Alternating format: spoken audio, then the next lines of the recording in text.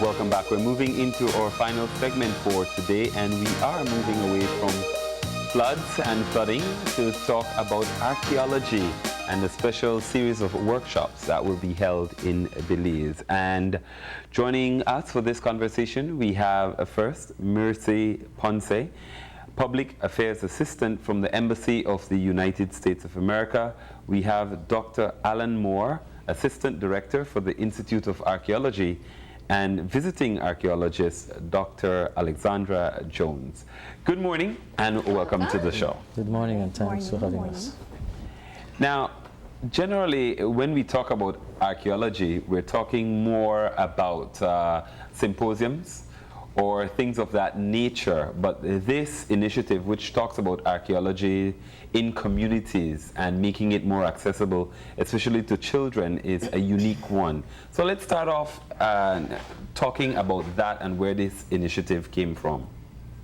Well, if I may start, we normally talk about archaeology and digging, and then the result of that digging is manifested in the symposium. And the result of that symposium that goes out in the further global community is the result of what is here today in terms of extending arms and getting help from abroad, from the US and other people. Fortunately, today it's the US Embassy that's gracious enough to conduct and finance this series of outreach program.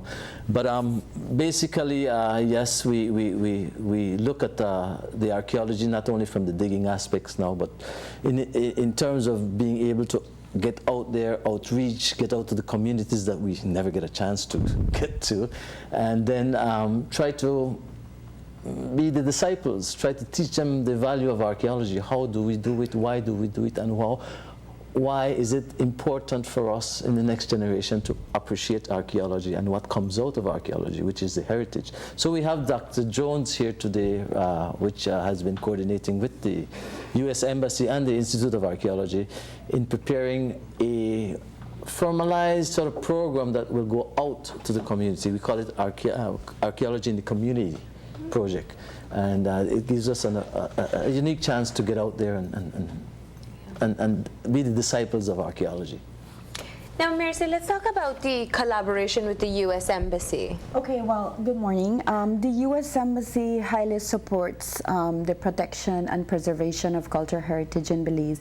And we all know there's many archaeological sites. So we have lots of initiatives that highly support the cultural heritage. And one of these initiatives is also like the Ambassador Funds for Cultural Preservation. That's a grant that is competed worldwide. And actually we have helped to restore like the government house in Belize, which is now the House of Culture, Lamanai, Santa Rita, and most recently last year we granted the Institute of Archaeology the Benke Archaeological Site, which is a new site which should be opening in the near future. Hopefully this month. So that's one of the initiatives that we have done. And also in February 2013, we signed a bilateral memorandum of understanding from cultural property. So based on that memorandum, we have worked through different initiatives to make sure that we protect our culture heritage. We also did in October of last year, which was another initiative, which we had Dr. Jones. She was here, I think, on the program, which we had a series of workshops.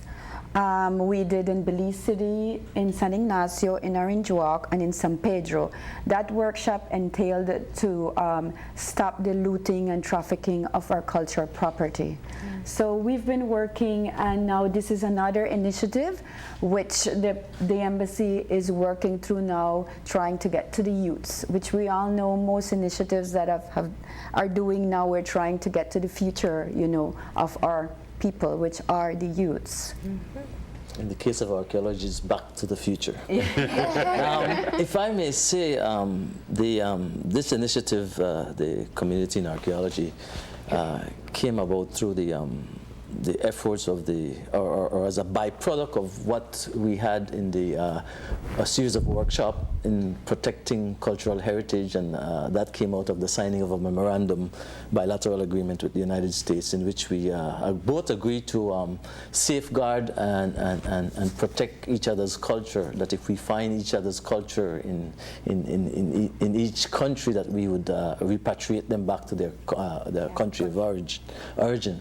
And there'd also be charges associated with well, yeah, the legal and the judicial process will take place. And Dr. Jones was one of the members on that team, along with other high people from the immigration and state department. So when we were delivering our workshop, Dr. Jones was her initiative again and interest was in community, getting this message out to the community, the same message of protecting our heritage.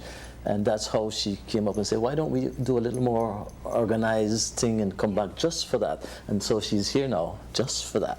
Well, you've gotten numerous introductions so far, Dr. Jones, and we should say welcome back. But I think, as Dr. Moore pointed out, this is obviously something that was inspired by your previous visits and work here in Belize. But before we get into that, let's just talk a bit about your own work and your own background. Well, I am an archaeologist. I specialize in community archaeology. I'm actually the executive director of Archaeology in the Community, which is a nonprofit that's geared towards educating youth, teenagers, and adults all about archaeology. So this is kind of an extension of what I do in the States, formalizing a program and partnering with the two entities in order to create this program for Belize youth. Yeah. Now, looking at what we do have in place, the Galen University, which is one of the local tertiary level institutions, does offer archaeology, which has been one of the more popular programs at the school itself. So there seems to be an interest from young people to want to get into the field. What is the particular target age group that you're looking at when you talk about working with youths? Well, actually, I cover from the very youngest age all the way up to the collegiate level, day to day. What we're doing here specifically is we're looking at youth between the ages of 11 to like 15. And basically just to teach them what archaeology is, what does it look like, why cultural heritage is important, why is it important to you as a Belizean youth, and then to actually teach them the science behind archaeology. So they will themselves get to conduct a mock excavation, learn about what we go into, what are the skills, looking at science, looking at the math aspect of it, along with the cultural kind of component, and blending those all together so that they can see that we don't just dig in the dirt. We are lab scientists as well. We are historians. We are preservers of culture, and bringing that all together to get them excited about archaeology and to see that it's more than kind of what you've traditionally thought archaeology was. There was recently a project in coordination with the tourism, the Ministry of Tourism, the MTBCAS, which is Making Tourism Benefit communities adjacent to, almost got it, close enough. But I think one of the things that definitely came out of that was, one, that people, even though they live with these sites in their own backyards, perhaps are not as aware of the facts or the history. How important is it that if I grew up around Maya mounds and I know there's something there, perhaps I'll never see it, or I haven't seen the process of it being excavated, how important is it that the people who live in the area understand the significance of these sites? Well, one thing is, it's yours. And I think a lot of times we get kind of thrown off, which is why we say archaeology in your community. This is your heritage. This is something that belongs to you. So to me, it's super important to have the base knowledge of what it is, why is it important, and by having that, it also kind of ingrains in you that it's important to protect it, and that, you know, this is something that we don't want to accidentally destroy plowing a field, or we don't want to let others come in and take from it because it is yours. So I think by kind of giving that base level knowledge and kind of just instilling in them what took place here, why is it important, how can you yourself identify with it, helps in that act of preservation. Sorry, if I may add to that, what's happened is when you're talking to somebody who's 12 to 15, you see a mound in the back of your yard, your property.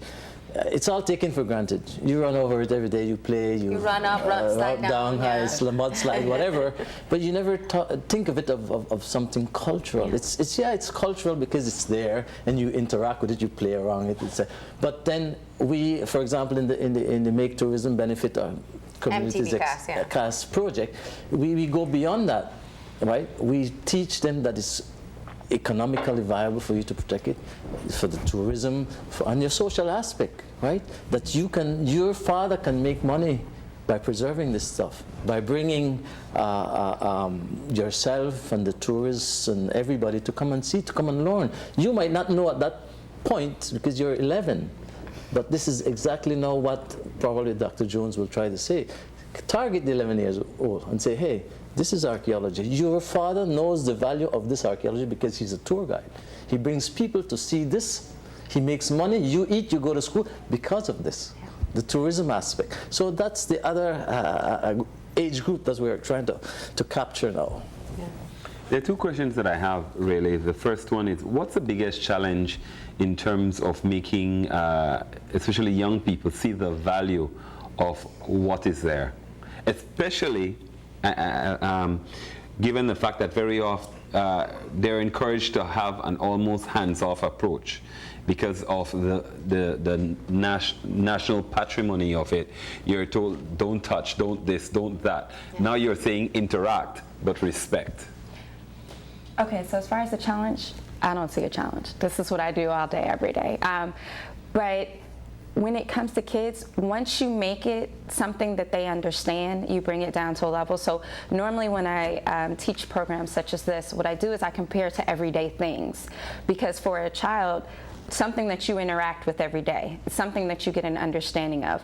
Once you start to grasp that, then you can go to that higher level of something that, you know, existed long ago, and start to understand why people are valuing this and why people are saying it's so important.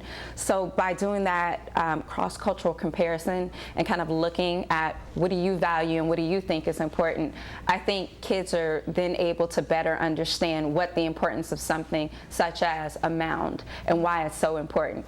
Would you want somebody, you know, to go out and steal from, for example, a grave of your grandparent? And a lot of times kids will be like, no. And you're like, okay. So now let's take it a little higher level. Would you want somebody, you know, to, from 1,000 years ago, do you think somebody would appreciate you doing the same thing? And then they're just like, no.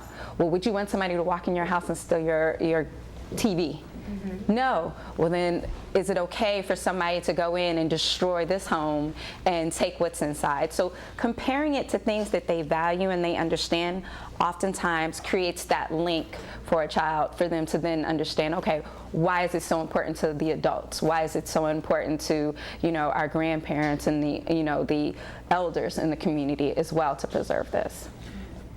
Dr. Moore, in one of his early responses, spoke about the connections from, you know, the work that actually takes place at the site to actually transferring that knowledge into something that people can use on a day-to-day basis. Is it easy to get the connection for people to not see archaeology as a science that is somehow dealing with the past, that it doesn't impact the future?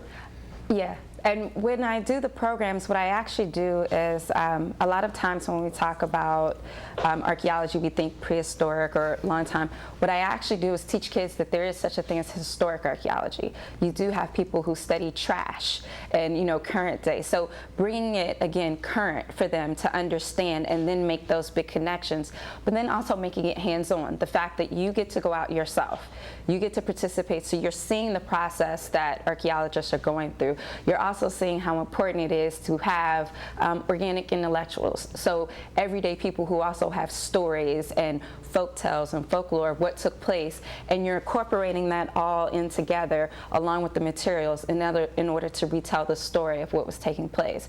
So I think doing those two together actually makes it so that kids are able to grasp and understand what's taking place, and it's not just this heavy science which is kind of far away and remote.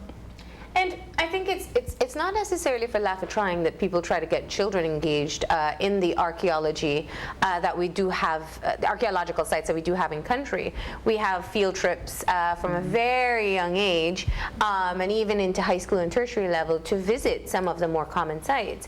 However, it often becomes that look but don't touch and simply appreciate the history. What can be done to be able, for parents or schools who perhaps won't necessarily be a part of this program, to make it more interactive? So when you do take a bunch of 5-year-olds to Alton Ha, for example, that it becomes more than just seeing something that was historic, but actually building that connection into it as well.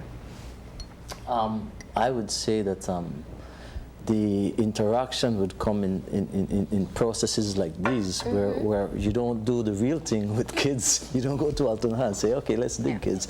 But otherwise, Which they would love. They'd love. I mean, they love what we do. For example, we had museum days, the day for museum in Belize and the houses of culture. And what we did was to come up with some artificial pits. We made some frame and put some layer of dirt, and we made it so that it's different layered, colored, white lime, brown dirt, black dirt, so that they can see stratigraphy, they can see a difference. They can see this layer is so much centimeter, there's the mat. This layer, geology, it's clay, you know. This layer you go down and you meet bedrock. This layer you meet, we break up little pieces of porcelain things, and they would find it and try to put it back together, and this is how we do it outside.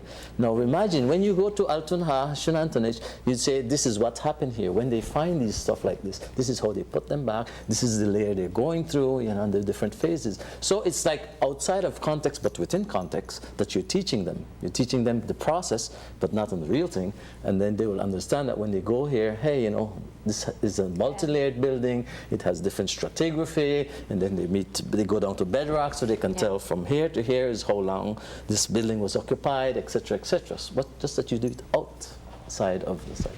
One of the questions I have has to do with the connection to the different ethnic groups that we have. Obviously, if you're Maya, you may see the connections, but how do you get other Belizeans, for example, to understand that this patrimony is for all of us, regardless of your ethnic grouping?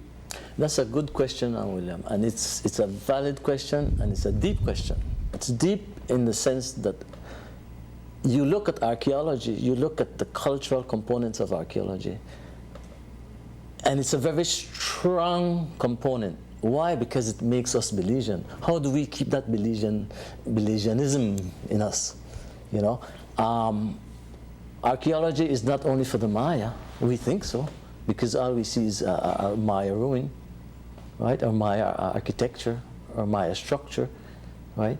But you have the Caribs, we call them Caribs, the Garifunas now, but they had their settlement, you know. They would have little boards here along the coastline, but it's all your interests. Right now we're overwhelmed with Maya stuff. We hardly do anything in the archaic before the Maya. We hardly do anything in the historic. And there is where you'd get all that information in the historic period, when the Garifuna were coming, when the East Indians were coming, when the Chinese Oriental people were coming for slavery. So all that is left to be done archaeologically. We have to fill in that gap, the historic gap, and we're only dealing with the prehistoric right now. So we're overwhelmed with the prehistoric. We need to understand, to make that continuity between the prehistoric and the historic. And remember, first you were talking about how do people understand that this is happening. In the prehistoric time, our library is the garbage collection, is the mound itself, is what the residue that people leave behind. That's our library. We go there to study that, to tell William, you ate fish because there's fish bone here. You ate in that clay plate because we find the evidence here. You cooked on a fire heart because we found evidence of it here. That's our library. Days gone by, you go into the library and say, okay, the Europeans ate blah, blah, blah, blah, because you looked up in a book. Yeah. Today, you deal with your computer. So and you can understand a lot of the traditions and cultural practices today based on the things that you found at these sites. So let's talk about the rollout of this particular project and how you'll be reaching out to the young people in the communities, right? Well, first of all, we reach out, the public affairs section reach out to the different schools. Okay. And I did certain site visits. The schools were chosen based on the areas that we sat down and discussed which areas we think would be best, for this project. And the first school that we're visiting tomorrow is the Belmopan Our Lady of Guadalupe High School. And on Wednesday, we're visiting St. Andrew's Anglican School, which is the only primary school that's participating in the program. And these kids are 10, 11, 12, because this is standard 5 and standard 6 students. And then we're heading up to Keecocker, which we're doing the Oceans Academy, which is a very small high school. And we're working along with them on Friday. And then we hit the road and we go to Punta Gorda, where we're working with Tumulkin Learning Center, which is also a small school of 60 students, and they are more based into agriculture. So those are the schools that we chose, and those are the schools that, the high schools and primary schools that we're working with, which Dr. Jones is working along with these students. And what would you say is your goal, that when you walk away from your workshops with the students, what would you have hoped to achieve? Well, the end goal is, one, to know what archaeology is. That's the primary goal. I want, at the end, me to ask, what is archaeology? And everybody to be able to yell it out. It's the study of material culture. But for them to have a general understanding of what it is, how it's done, and how archaeologists actually conduct our everyday investigations. So if that is grasped, and if they're able to then take that and put it into context of their everyday life and then what's also going on in their community, we've achieved the goal. And for you, Dr. Moore? Well, I will ditto what Dr. Jones has said. It's essential for us to, and I like the approach in that I've always been the advocate of dealing with the youths and start from there. Sometimes I get sort of frustrated with the people of our generation that we have to deal with now. I get like, they're so hard-headed. You can't get it through. So it's a fresh start. Let's start with the kids, and let's start a new. More effective change comes in the younger generations. Right, yes. That's what we all learn. So that's what I'm hoping. Well, we want to wish you the best of luck. This is, of course, a great initiative that once the seed is planted at this point, you can definitely see some of the fruits of your labor in the near future. So thank you for joining us and giving us the backdrop. Sorry, and I would just like to invite, the entire country of Belize to please like us on Facebook and follow us, because we will be putting pictures and videos of all Dr. Jones' work. So please, and we also did send out a press release to invite the press on certain different, workshops in the different areas. So we're hoping to have some, Channel 5 there. I'd like to say thanks to Niche for supporting the cause, thanks to the IOA, thanks to the initiative of Dr. Jones and the Embassy of the United States of America for making this a reality. Right. And thank you for having us on the show. Not a problem. Thank you for being here. As we said, we wish you the best of luck. Maybe we could do a tutorial on those sandpits so the teachers can be able to try it on their own as well. Hey, even the host. Yeah, I get in the dirt and dig. That's very easy for me. But best of luck once again. Thank you. We're going to go ahead and take that final break, and when we come back, we'll have our wrap-up, so stay tuned.